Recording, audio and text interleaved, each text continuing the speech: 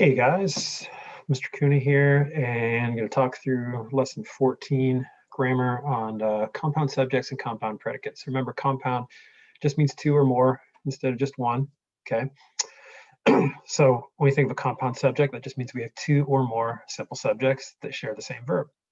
Could be two verbs too. The two subjects are joined by a conjunction, usually and or but. Actually, in this sense, it could be and, but, or any of those coordinated conjunctions, basically. You can see back in list 11, the list of those.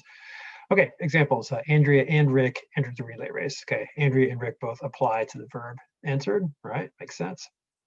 Second example, neither the teachers nor the students favor the new schedule. So here we have one of those correlative conjunction pairs, neither nor, attaching the compound subject, which is, of course, teachers as well as students. And then they share the same verb, favor, right?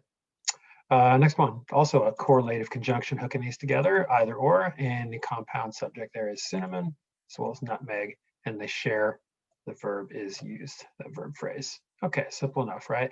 So for exercise 1, draw one line under each compound subject, which means two things, maybe even three, and two lines under the simple predicate they share.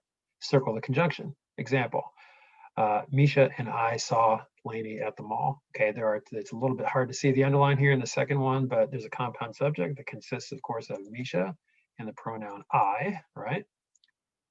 Underline those once, and is circled because the conjunction, weaving those two things together, and they share the verb saw, that's double underlined, okay? There are 20 of those. Let's complete 15 of them. Second part. The directions are a little bit tricky here, but it's basically just the inverse of part one, right? So the compound predicate consists of two simple predicates, verbs in other words, that share the same subject. The two simple predicates are connected also by conjunction. So it's basically the same thing. So we got a singular subject, Harold, right? Picked the flowers and arranged them. That's a little bit tricky. Those verbs are spread apart because you've got the object of that verb in there, and we have the conjunction holding them together, and then the second verb. So Harold picked and Harold arranged. The well-trained dogs will neither bark nor bite. So singular subject, and they are both will bark, and the dogs also will bite, although it's neither nor, not really and, holding those together. Again, correlative conjunctions work sometimes too. The angry customer has either called or written 5 times. Customer, singular subject. Then we have the verb. It's held together by the correlative conjunction either or, and the compound predicate, of course, is the verb called and written. It's either actually has called or has written, technically. Last example, a flock of birds swooped behind the hill but reappeared above the trees. Singular subject, birds. What did they do? The birds swooped, but reappeared, right? So swooped and reappeared.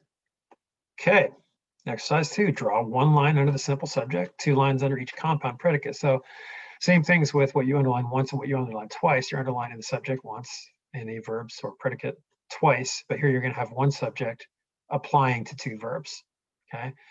It doesn't say to circle that conjunction, but let's go ahead and do that. So we would circle the word and here. All right, so audiences, that's the subject, obviously. The 2 verbs are admire and enjoy, and those verbs, just like a compound predicate is attached together by a conjunction, are also, these verbs are attached by a conjunction also, and it is and. All right, and there are 20 of those. Let's complete 15 of those. So exercise 1, 15 items. Exercise 2, 15 items. Finish this by tomorrow night, Thursday. Thanks, guys. Welcome to the new semester. See you soon.